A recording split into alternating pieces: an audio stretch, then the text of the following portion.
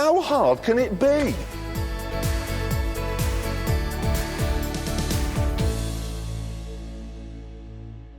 Hi everyone, I'm Luke Hector and you're watching The Broken Meeple. This is a YouTube channel about board games where I give reviews, top 10s and my honest opinions, regardless of the consequences. Get on with it! So in today's episode I'm taking a look at Imperium Horizons in the Beyond the Base Game format. That is because this is a standalone expansion to the aforementioned Imperium. And I've already done a video a couple of years ago on the gameplay of Imperium, and the gameplay has not changed here. You've got a little mini expansion you can bolt on top and some new civs, but gameplay wise and gameplay mechanics, they have not changed across these. So my previous video still stands, and if you want to check out my thoughts on the gameplay itself, then by all means check out that one. I'll put a link in the description. So this one is mainly going to talk about what Imperium Horizons brings to the table, but also what it's added, if anything, on top of classics and legends, besides just simply more civilizations. So certainly you have a bigger box. This thing is nearly twice as big as a typical Imperium Classics and Legends box. It's pretty sizable in its own right, and it does have to store a lot of civilizations and a bigger rulebook, but it also comes with twice the price. You can get this for about £22 or so online at the moment, Classics and Legends, so pretty cheap for what is a decent amount of content. Here you're looking closer to £50, so what's that, like $70 odd or so? You know, you're definitely looking at a fairly high price point for what is essentially a rulebook and a bunch of cards. Hopefully it justifies that price point. The luxury edition has so much more ego. So in terms of what's in the box, you've essentially got a plastic insert to hold a few tokens, of which I like to bag my tokens, it's just easier that way, and all the various decks. Now, I ran out of sleeves when I was sleeving this game, so half of them are sleeved, half of them are not. I'm waiting for more to come through the post. But, you know, essentially each of the slots in here can hold one deck, although if you have sleeves, it's a little snug. I mean, you are basically forcing them in at some point. It will fit, but you know, you are going to have to press them down and accept that, you know, it's a little bit on the snug side, particularly with these big cards here. These big ones here at the bottom, if you sleeve those, they barely fit at all, and I mean barely. Like, you really do have to force these in. I can't see why it would have been that hard just to add a tiny bit more space, especially as you do have a little bit of wasted space from like the plastic edges. But other than that, the insert doesn't really do a stellar job of holding everything. I mean, it's there and they're in little cubby holds, but you know, especially if you don't sleeve the cards, you'll notice that there's quite a bit of flexibility in where they can move, and certainly if you try to store this vertically, have fun with that. I don't know why this game can't just come with some dividers. It's alright saying, oh yeah, this deck is for the Tang because the Tang's written underneath the thing, but when you're scrolling through the game and you're trying to find your deck, you can't see underneath the cards to see what it is. You need to be able to see what's in front of you to know what the cards are. And Sentinels in the Multiverse managed to do it, so why can't every other card game out there? Dividers are something that we like in these games, and I can't believe that they didn't throw any in. But as I say, I like to think that that's just a personal issue, but seriously, surely most people would like dividers in these games. But that being said, what else is there on the component front? Well, the tokens are still the same as they were before, which is, for the most part, not the best in quality. They are pretty standard, although there are a couple of neat little changes. Firstly, they are now linen-covered cardboard in a sense, or they have that sort of linen-style cardboard, so they do feel a bit nicer than the weird sort of dry, like glossy versions of the previous ones. But the main thing that I do like is that the bigger tokens for these have actual numbers on them. Oh my god, you know, remember in the original version they used to have dots and weird symbols to denote whether they were the 5s or the 10 tokens. Here it just straight up tells you 5, 10. A lot easier to read, a lot easier to see where they are amidst all the different tokens. But other than that, they're still the very basic quality that they were before. However, I certainly will give them props for these. And as I said, I'm trying to hold the big cards here at the moment.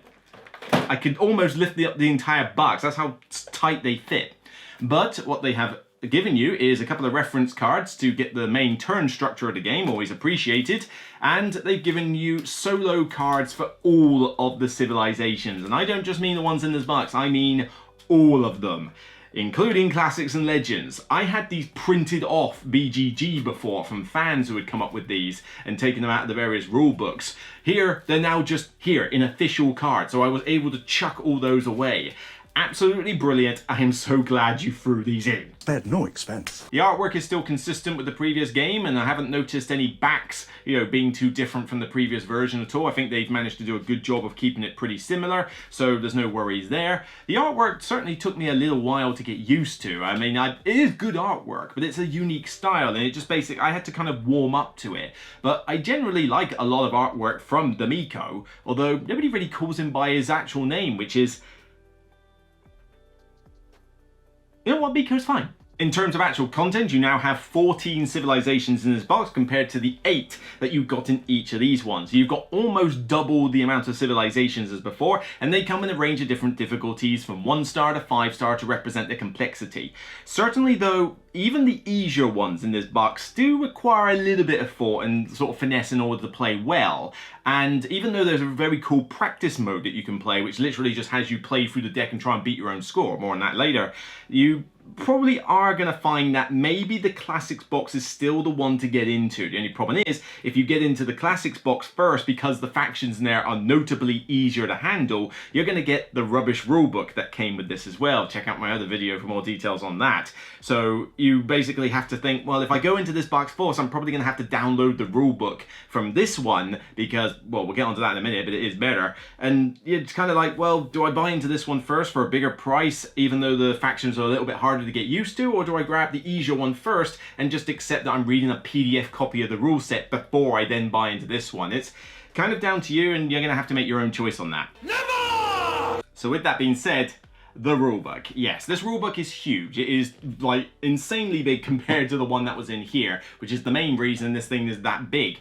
But this was the key aspect for this expansion, because they said that they were going to revise the rulebook, make it easier to learn the game, put more examples in here, the lot. Like, this was going to be a massive reworking of the original rulebook, because as much as I like this game, it was very hampered by the fact that the rulebook in this was a little bit on the crappy side. It was mostly text, it was unclear wording, sometimes it contradicted itself, the layout wasn't great. It's not the best rulebook, and it made the game that's already a complex deck builder harder to learn and get into. So a lot about this is banking on this rulebook. So has it succeeded? Ooh, short answer yes with an if, long answer no with a but.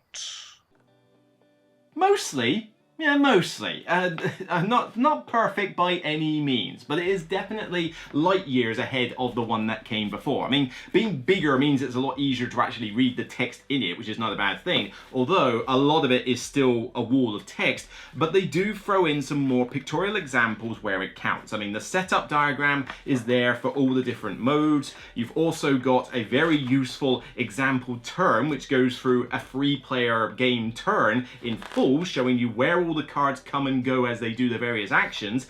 Very useful, I love that, and there's even one for the solo mode as well.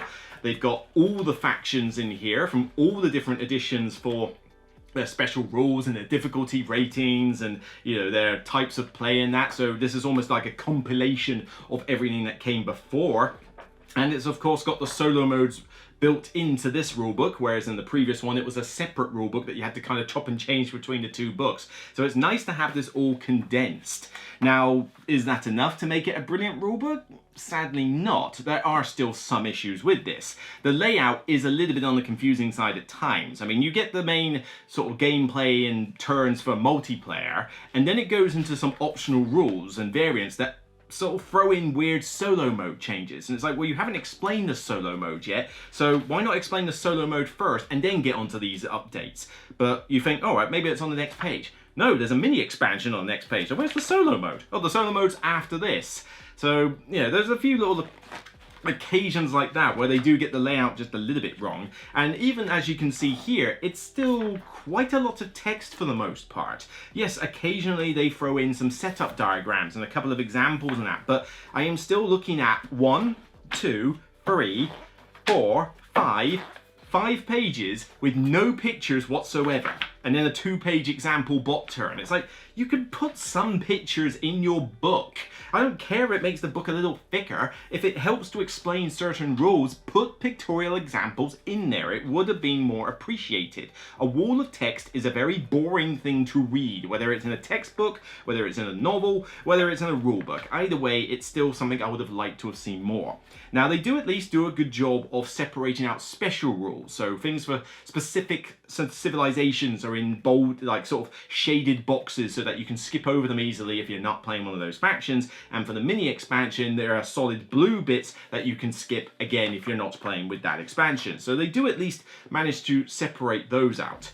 Although one thing that I cannot believe they still haven't done, there is a section in here for keywords. So all the keywords in this game, which is kind of the main reason this game is pretty complex, because the main rules of the game are not the most complex in the world. What tends to make this more complex is the fact that there's a million keywords you have to know, and they've all got different effects.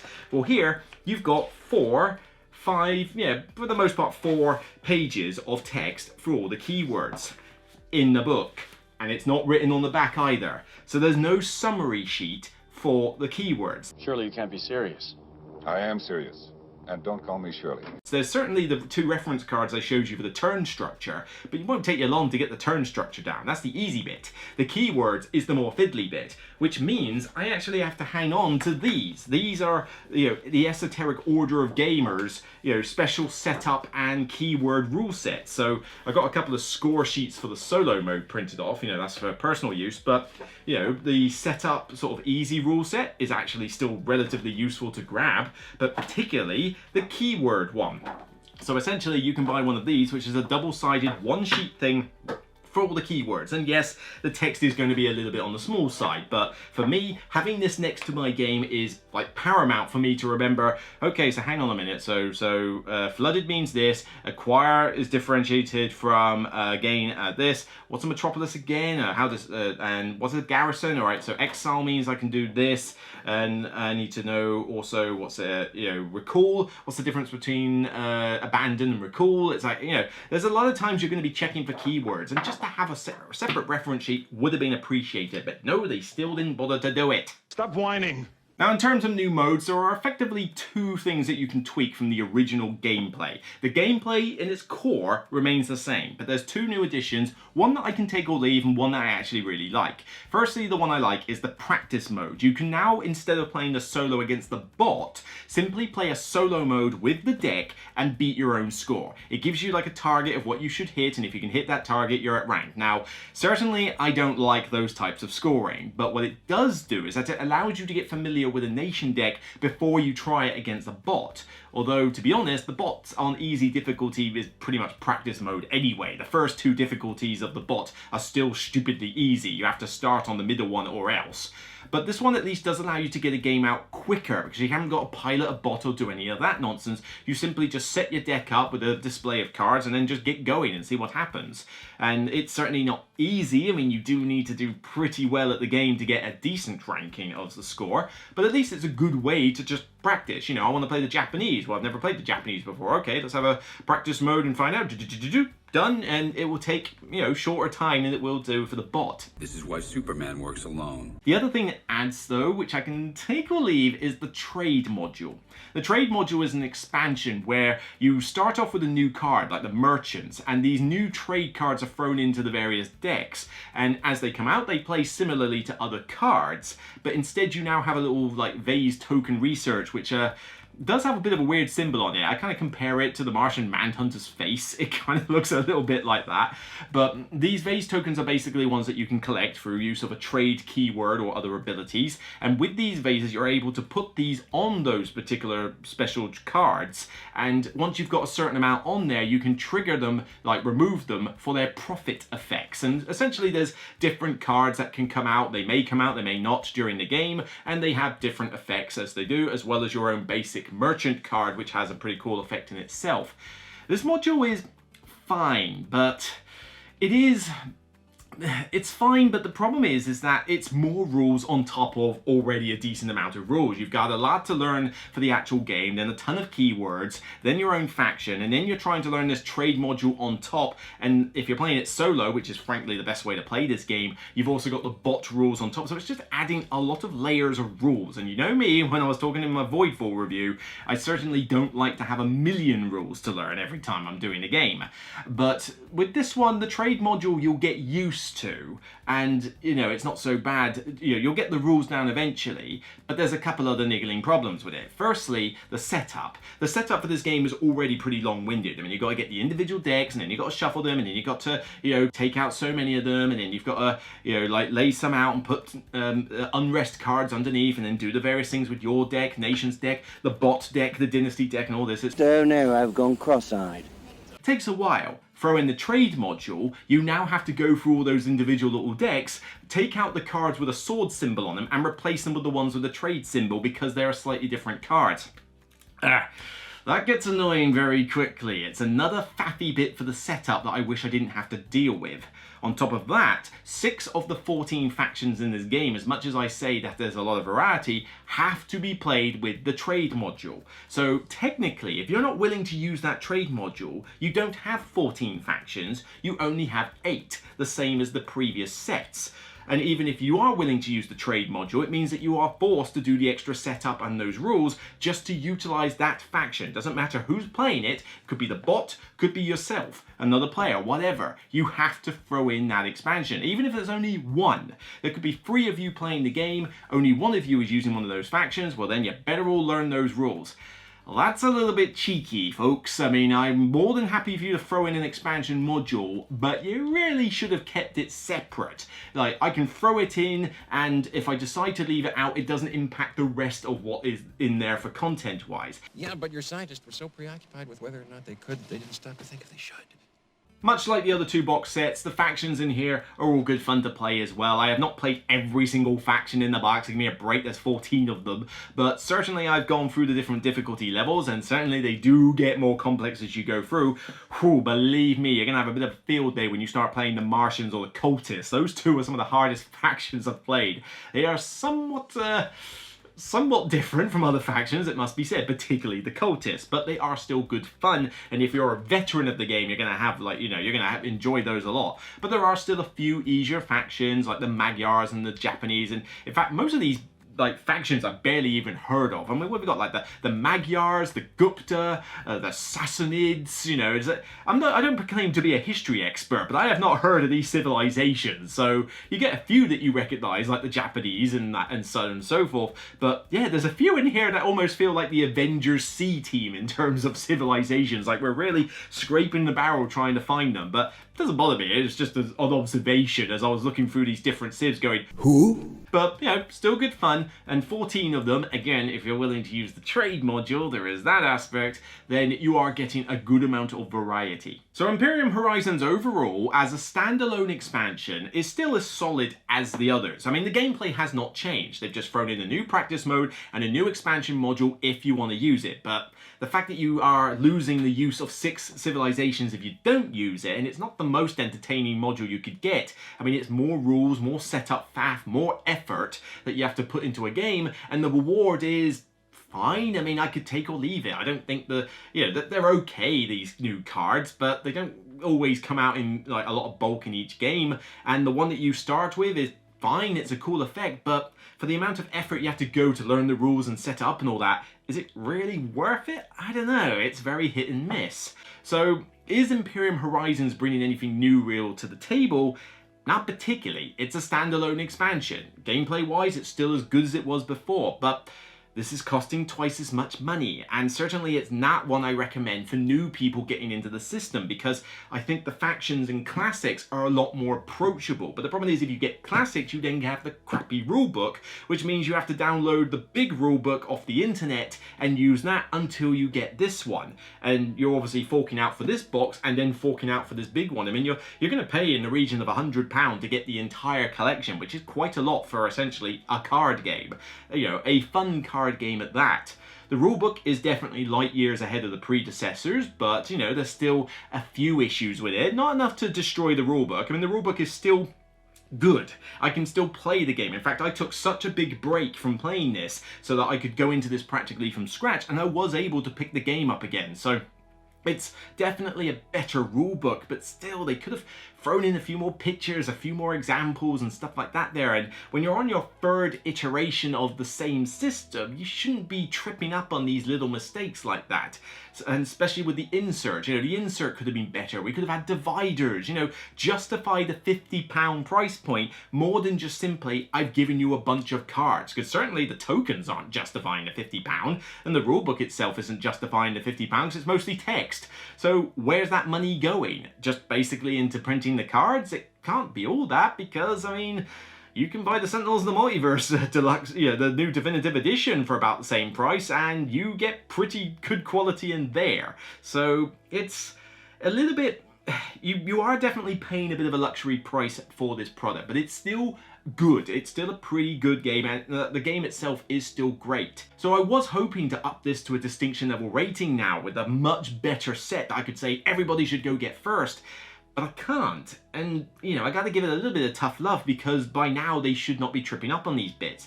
So overall, I'm going to give it the same rating as I gave the other one, 8 out of 10. It's still a great game. I mean, the game itself is still great, and I highly recommend this if you want a complex deck builder.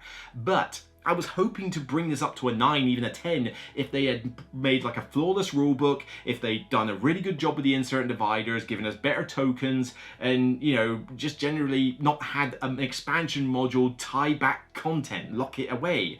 So these little bits are annoying, and they do hurt this as a product. But it's still solid. I give it an 8 out of 10. It's a great game, and I do recommend it nonetheless. Just be prepared that you're going to have to jump through a few little hurdles, and that you are paying a bit of an increased price. Whether you want to start on this, just go in the deep end, or start off with classics and download the rulebook off the internet, that's entirely up to you. So that's it for me on this episode of The Broken Meeple. If you like what you see, then please thumb it up on YouTube and thumb it up on Board Game Geek when I put it live on the site. And by all means, check out the previous video I did on Imperium where I talk about the gameplay in more detail. So if you want to find out about that aspect of the game, that video is still live and there's a link in the description to help you with that. And of course, don't forget to leave a comment down below about your thoughts on Imperium in general. What do you think about the classics and the legends? Are you excited for Horizons? Have you tried it? Do you like the trade module? Let me know your thoughts. It would be handy to get those thoughts collated for others as well. Until next time, remember, regardless of whether you can pronounce the Miko's real name or not, it's still only a game, so take care and bye for now.